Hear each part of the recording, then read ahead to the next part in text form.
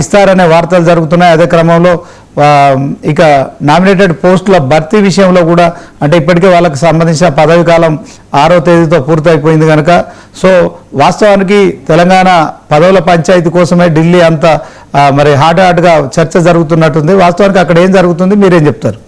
ఇప్పుడు పదవుల కోసమే ఢిల్లీలో వీళ్ళ పర్యటన సాగలేదండి.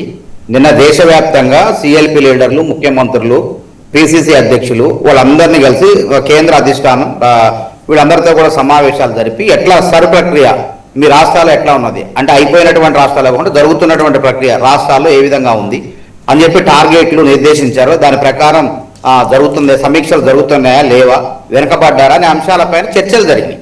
తర్వాత ఈరోజు కోఆర్డినేషన్ కమిటీ మీటింగు అక్కడే ఉన్నారు కాబట్టి అందరు కలిసి కోఆర్డినేషన్ కమిటీ కూడా అక్కడే కూర్చొని రేపు ఏ విధంగా ఎమ్మెల్సీ ఉన్నాయి, 2 గ్రాడ్యుయేట్ ఎమ్మెల్సీలు ఉన్నాయి, ఖమ్మం, నల్గొండ, వరంగల్, అదేవిధంగా హైదరాబాదు, మహబూబ్నగర్, రంగారెడ్డి జిల్లా ఎమ్మెల్సీలు అభ్యర్థులను ఏ విధంగా పంపాలి, ఏ విధంగా ఎంపిక చేయాలనే అంశం మీద కోఆర్డినేషన్ కమిటీ కూర్చుంది.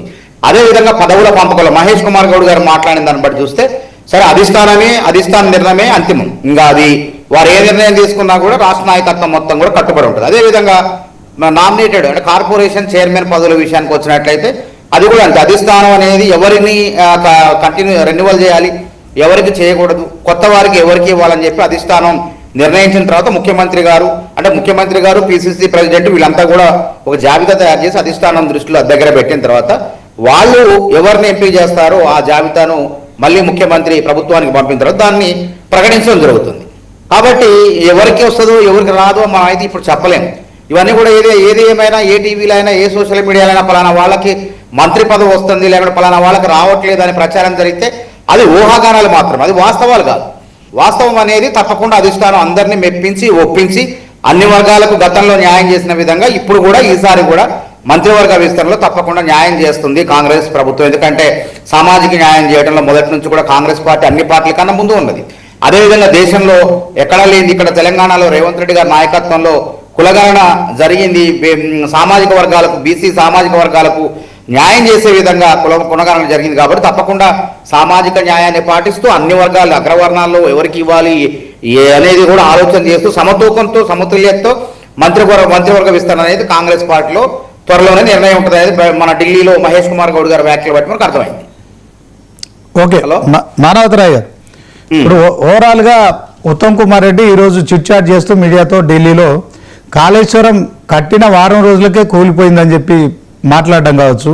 సో మరి ఇన్నాళ్ళుగా కూడా మీరు 33 నెలలుగా అధికారంలో ఉన్నారు, కాళేశ్వరం విషయంలో నాన్చుతా ఉన్నారు. అలాగే అన్ని అంశాలు కూడా అంటే ఇంకా మీకు మరొక 2 సంవత్సరాలు మాత్రమే ఇప్పుడు సమయం ఉంది.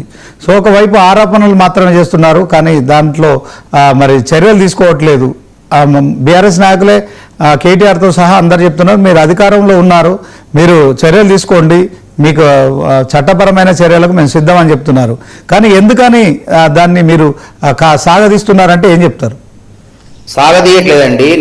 ఎన్డీఎస్ఏ రిపోర్టు ప్రకారం దానిలో ఏ విధంగా వాటిని మేడిగడ్డ, సుందేళ్ల, అన్నారం బ్యారేజీలని కుంగుబాటుకు గురైన ఆ కుంగుబాటుని ఏ విధంగా మరమ్మతుల ద్వారా వినియోగం తేవాలని చెప్పేసి అక్కడ పరీక్షలు జరిపారు, బోర్హోల్స్ పరీక్షలు అని చెప్పి. ఎవరు? పూణేకి సంబంధించిన విద్యుత్ పరిశోధన సంస్థ, కేంద్ర సంస్థ, అదేవిధంగా ముంబై ఐఐటికి చెందినటువంటి వాళ్ళందరూ కూడా పరిశోధనలు చేసి బోర్హోల్స్ వేసి దానికి ఒక సమయం పడతారు. బీఆర్ఎస్ వాళ్ళు కాళేశ్వరం ప్రాజెక్టుని వాస్తవంగా బ్యారేజీలను కట్టాలంటే అన్ని పకడ్బందీగా, దృఢంగా, బలవంతంగా బలంగా నాగార్జున సాగర్ నిర్మించినట్టు, శ్రీరామ్ సాగర్ నిర్మించినట్టు అన్ని భూకంపాలకు తర్వాత వరదలకు తట్టుకొని నిలబడే విధంగా ఉండాలంటే కాంగ్రెస్ కట్టినట్టు నాగార్జున సాగర్ 12 ఏళ్ళు పట్టింది, శ్రీరామ్ సాగర్ సుమారు 12 ఏళ్ళు పట్టింది.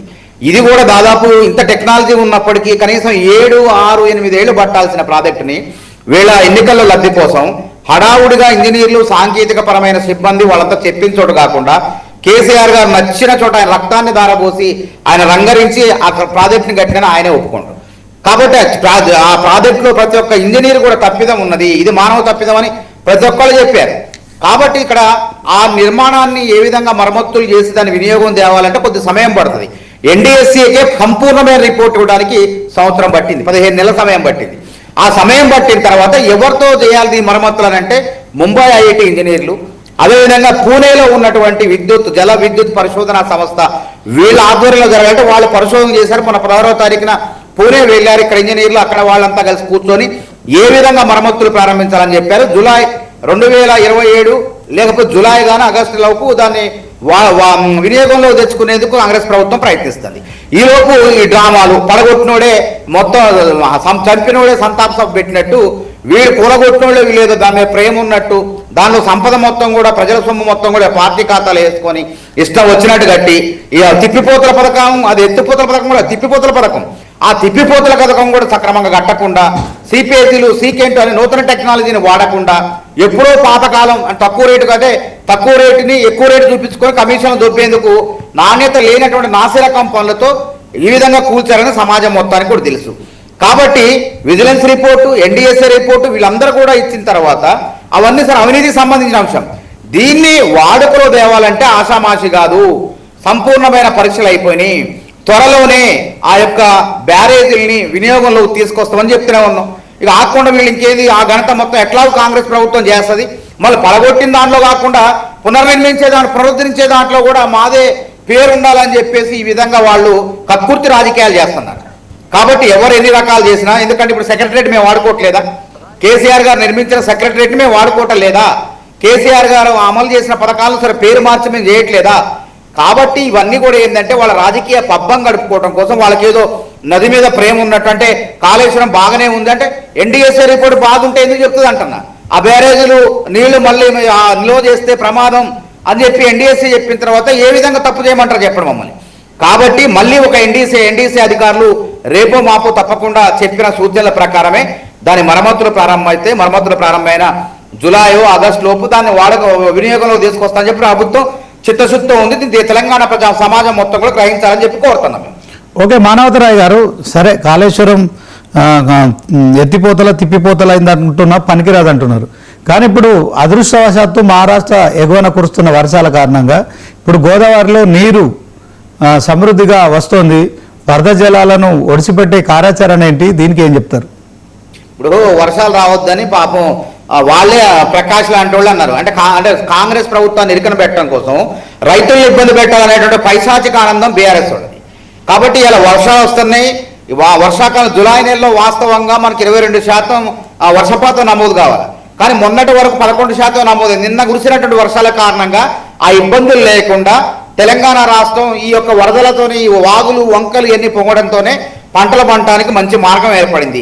కాబట్టి బ్యారేజీలో నీళ్ళు ఎందుకు వదలట్లేదు అని అంటే ఎన్డీఎస్ఏ చెప్పింది కదా, అది బ్యారేజు అయితే నీళ్లు సుందిల్లో మనం ఎక్కడ మేడిగడ్డ అన్నారం నుంచి ఈ వీటిలో అన్నారంలోకి కన్నేపల్లి పంప్ హౌస్ నుంచి అన్నారంలోకి నీళ్లు నింపాలంటే కొద్దిసేపు నిల్వ చేయాలి. నిల్వ చేస్తే ఆ మొత్తం కొట్టుకుపోయే ప్రమాదం ఉందని ఎన్డీఎస్ఏ చెప్పింది. కాబట్టి మేము నిపుణులం కాదు, రాజకీయ నాయకులం. కానీ ఏదైతే దేశవ్యాప్తంగా ప్రాజెక్టులకు లేకుంటే వీటికి ఆ ప్రమాదం ఏర్పడితే అక్కడ పోయి పరిష్కరించే సంస్థ, జాతీయ సంస్థ చెప్పినట్లు మేము నడుచుకుంటున్నాం. అంతేగాని మా సొంత పెత్తనాలు కేసీఆర్ గారు చేసినట్టు సొంత పెత్తనాలు చేసి కాళేశ్వరాన్ని కూలేశ్వరంగా మార్చం. కాళేశ్వరాన్ని వినియోగంలోకి తేబోతున్నాం. ఎవరి సూచన ప్రకారం? కేంద్ర జాతీయ ఆనకట్టల భద్రతా సంస్థల సూచనల మేరకు. కాబట్టి నీళ్లు ఇప్పుడు నిలుపుదల చేసి కుదరదు, ఎందుకంటే మొత్తానికి మొదటికే మోసం వచ్చే ప్రమాదం ఉంది. కాబట్టి కేసీఆర్ గారు ఇంజనీర్లు అయినట్టు మేము ఇంజనీర్లు కాలేము. కాబట్టి న్యాయ నిపుణులు, నీటిపారుదల నిపుణులు ఏవైతే చెప్పారో వాటి ప్రకారమే నడుచుకుంటాం. అందుకే చెప్తున్నాం కదా, మరమ్మతులు బోర్ హోల్స్ దాదాపు 600 బోర్ హోల్స్ పరీక్షలు పూర్తయినాయి. అక్కడ పూర్తయిన తర్వాత జూలైలో వినియోగం తీసుకొస్తాం అంటున్నాం. 2027 జూలై కల్లా మరమ్మతులు పూర్తయితే, ఒకవేళ నెల అటు ఇటు అయితే ఇంకో నెల పట్టవచ్చు. తప్పకుండా దాన్ని వినియోగంలో తెస్తాం. దాన్ని కేసీఆర్ గారు నిర్మించారు, కూలేశ్వరంగా మార్చారంటే కూలేశ్వరంగా మార్చినా దాన్ని కాళేశ్వరంగా మార్చి తెలంగాణ సమాజానికి నీళ్లు ఇస్తాం. ఇది బరాబర్ మాకు. ఎందుకంటే మాకు వాళ్ళలాగా కక్షలు పెట్టుకొని ప్రాజెక్టుల దగ్గర రైతులు నోరు కొట్టే పని మేము చేయం. ఎందుకంటే వాళ్ళ హయాంలో జరిగిన సెక్రటరేట్ వాడుకుంటున్నాం, ఇతర అమరవీరుల అమరజ్యోతి కార్యక్రమాన్ని కూడా వాడుకుంటున్నాం. అమరులకు తెలంగాణ ఉద్యమకారులకు సహాయం చేసేందుకు ఆ కార్యాలయాన్ని వాడుకోవట్లేదా మేము? కాబట్టి ఇవన్నీ ఏంటంటే వాళ్ళు రాజకీయం పబ్బం గడుపుకోవడం కోసం వాళ్ళు ఏదో ఘనకార్యం సాధించినట్టు కాళేశ్వరాన్ని కూలేశ్వరంగా మార్చి నీళ్లు రావట్లేదు, నీళ్లు నిలుపుదల చేయట్లేదంటే చేసిందంతా చేసి మొత్తం మేడిగడ్డ, అన్నారం, సుందిళ్ళ బ్యారేజీలు ఒకటే సమస్య అని చెప్పి ఎన్డీఎస్ఏ చెప్పింది. ఆ ఎన్డీఎస్ఏ నివేదికల ఆధారంగానే మేము అక్కడ నిర్మాణాలు మరమ్మతులు చేపట్టబోతున్నాం. దీనిలో తొందరపడి ఆగమాగమై కేసీఆర్ ఆగమైనట్టు మమ్మల్ని ఆగం చేయకండి. కాబట్టి ఏ ప్రాజెక్ట్ అయినా బ్యారేజ్ అయినా నిర్మించాలంటే కొంత సమయం కావాలి. అంటే సాంకేతిక పరిజ్ఞానం లేనప్పుడే 12 ఏళ్ళు పట్టింది నాగార్జున సాగర్. ఆ రోజు శ్రీరామ్ సాగర్ కూడా 12 సంవత్సరాలు పట్టింది. అట్లాంటిది ఇంత పెద్ద సాంకేతిక పరిజ్ఞానం ఉన్నప్పటికీ కట్టే చోట కట్టకుండా, భూభౌతిక పరీక్షలు చేయకుండా, ఇసుక మీద కట్టిన బ్యారేజ్, అది ఇసుక మీద పట్టిన బ్యారేజ్ ఎంత లోతుకు పోవాలో కాకుండా తక్కువ లోతులో ఆ పిల్లర్లు నిర్మించేసి ఇవాళ మొత్తం ఆగం చేసి ఇవాళ ఏదో ప్రేమ కళ్ళబొల్లి మాటలు చెప్పి ప్రేమ ఒలకపోస్తే మాత్రం తెలంగాణ సమాజం నమ్ముతుందా? సరే, తెలంగాణ సమాజం నమ్మినా నమ్మకపోయినా మాకు బాధ్యత ఉంది. ఎందుకంటే 1,00,000 కోట్లు అన్నారు, దాంట్లో దాదాపు 1,00,000 కోట్ల డబ్బుల కాళేశ్వరం మీద పెట్టేశారు. దాని వినియోగం తేవాలి. కాబట్టి అది ఆ ప్రాజెక్టు భారమే. కంట్రోల్ అండ్ ఆడిటర్ జనరల్ చెప్పిన దాని ప్రకారం 1 ఎకరాకు వాస్తవంగా మనకి 30,000 ఆదాయం వస్తే 1,50,000 ఖర్చు అవుతుంది. తెలంగాణ మొత్తానికి సరిపడే విద్యుత్ అవసరం మోటార్లన్నీ నడిస్తే ఆ తిప్పిపోత పథకంలో ఈ కన్నేపల్లి పంప్ హౌస్ కానీ అన్ని మోటార్లు ఒకేసారి రన్ చేస్తే తెలంగాణ సమాజానికి ఎంత, రాష్ట్రం మొత్తానికి దాదాపు 8,000, 7,000, 9,000 మెగావాట్లు ఎంత అవసరమో అంత విద్యుత్ ఉత్పత్తి చేయాలి. కాబట్టి ఆ బిల్లే కలిసి మోపడే అవకాశం ఉంది. కాబట్టి ఏది ఏమైనప్పటికీ కష్టకాలంలో కానీ ఏదన్నా ఇట్లాంటి కరువు ప్రాంతాల్లో వచ్చినప్పుడు అట్లాంటి అవసరాలు పునర్నిర్మాణం పునరుద్ధరించిన తర్వాత రైతాంగాన్ని వాడుకునే విధంగా నీళ్ళని వినియోగం తీసుకొస్తాం. ఎటువంటి అనుమానం లేదు, దీంట్లో రాజకీయాలు లేవు, ఇంకో దురుద్దేశం వాళ్ళకున్నట్టు మాకు అసలే లేదు. Right, okay. మానవతరాయ్ గారు మీరు అలాగే ఉండండి. విజయారాయ్ గారు నమస్తే అండి. శ్రీనివాస్ గారు నమస్తే అండి. ఎలా చూస్తారు? మొత్తానికైతే కాళేశ్వరం కూలేశ్వరం అయిపోయింది. అది నిర్మించిన వారం రోజుల్లోనే కేసీఆర్ హయాంలోనే దానికి సంబంధించిన లోపాలు బయటపడ్డాయి. ఇది కేసీఆర్ కూడా తెలుసు. అయినప్పటికీ చెప్పకుండా దాన్ని నిజం దాచిపెట్టారని ఉత్తమ్ కుమార్ రెడ్డి చెప్పడం కావచ్చు. ఇప్పుడు మరి మానవతరాయ్ గారు కూడా అంటున్నారు, ఆయన కాంగ్రెస్ నాయకులుగా